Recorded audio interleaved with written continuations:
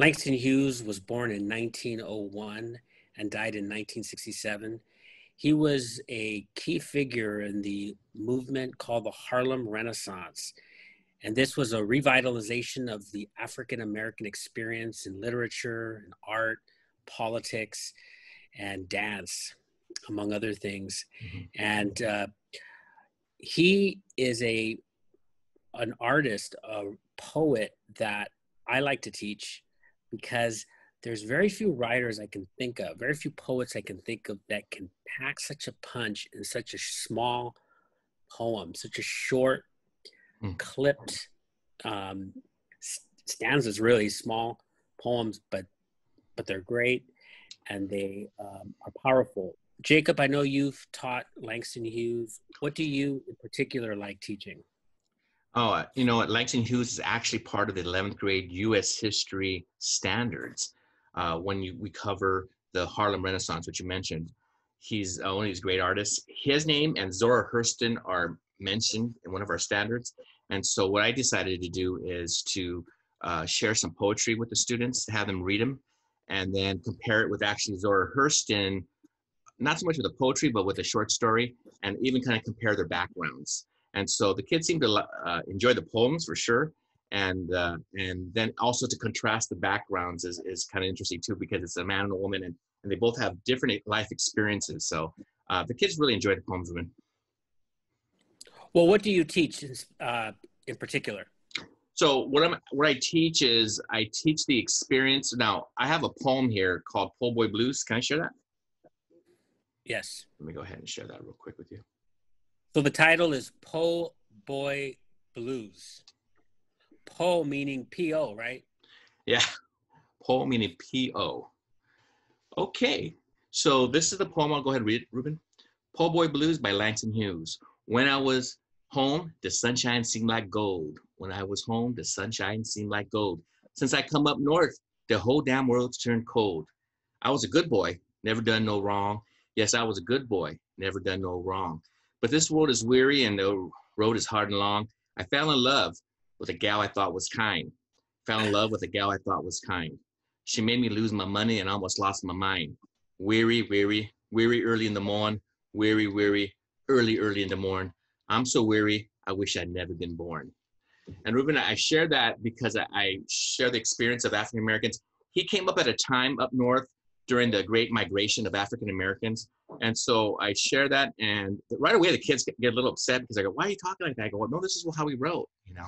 And he's sharing that this is the young men that he grew up with, who life was tough on them. They're being a lot of prejudice towards them, right? A lot of racism, and he shares that throughout his life, what his experience was. And so I just want to give them a little taste of it. And what I do, Ruben, later on, I have them have an opportunity to write a poem or a short story like Hurston, or an art piece, and I do something called the Latino Renaissance, and kind of comparing it to the Harlem Renaissance, and I let them express what they're going, some of their hardships, like Hurston and Hughes, and so that's what I do with this piece. So when you say that you, excuse me, when you say that you give them an assignment, what exactly does that mean? So the assignment is they are to write a poem, a short story like Hurston, or even an art piece, because we also talk about some of the Harlem artists. And I say, listen, you guys, we're going to go ahead and do our own Renaissance here. And we have a lot of great artists in our city. And you guys are some of them in this room. And so I let them go ahead and express their upbringing, express their, even some of their hardships, or even their life in general. And I let them compare it to Hurston's writings and Hughes' writings, Langston Hughes. And so then they present these wonderful art pieces, and then they present them in class. And then I go ahead and post them on the wall so other classes could enjoy it. And it's always been a great experience when I do this, because the kids really get a kick out of some of the art. And I make a big deal because I'm not going to lie to you. This year I had some really great pieces. And so that's what I do. Okay. Can you share the poem that I submitted here from Langston Hughes? It's titled Cross. Sure. And as short as the poem that you shared, this one I think is even shorter.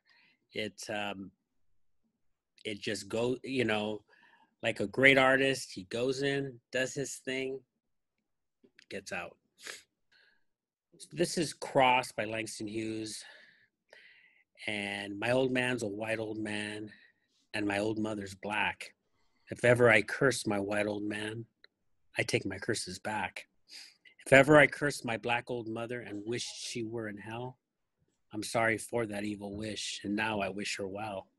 My old man died in a fine big house. My ma died in a shack.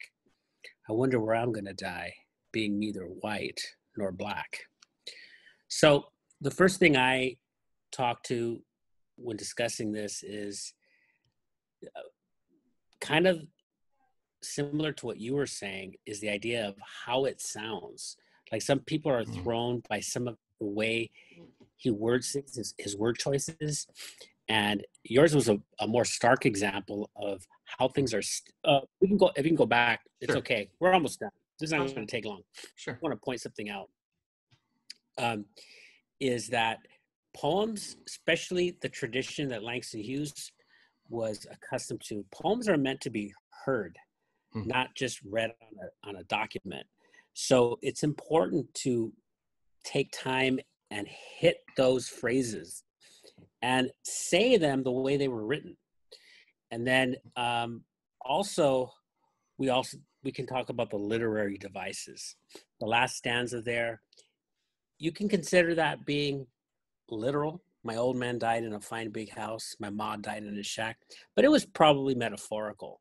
His mother being black, she didn't have the opportunities and the experiences that white people had during the era of Jim Crow. So we consider that metaphor. My old man died in a fine big house. My ma died in a shack. Is it an effective metaphor, and why is it effective? And then he's stuck in that kind of limbo of being neither white or black. So we then can look at the title, Cross. Well, let me ask you, Jacob, why is it titled Cross? What's that got to do with it? I think it has to do with like cross that Christ bore, right, and the heavy burden that it has. That's the picture that is in my mind when I see that title to this with this short piece. Well, there is no explicit mention of Christ in this, Right. but if you look at the idea of the cross and the cross you bear, Right. then yeah, it would definitely be relevant. The idea of the cross becoming a metaphor or even an idiom, the expression of taking up your cross, or what's the cross you bear in your life, is what is your biggest problem. And I think this could be Langston Hughes's biggest problem, or at least the speaker. The other thing is the word cross has many definitions, including the one you brought up. How about the idea of being crossing from one place to the other, or being mixed, or being angry at somebody when you're cross at them? I think it's fun to talk about just the title and have students consider the word choice and find the different definitions of cross. And finally, I might, in terms of an assignment, I might give them the idea, the cross title as their own title, but what is their cross to bear? What are they taking on? What could be their biggest trouble? And title it Cross. And they can do it as a poem, or they can do it just as a journal reflection. And they always ask, how long should it be? And I often will just say, make it as long as Langston Hughes's poem. And I'm fine with it.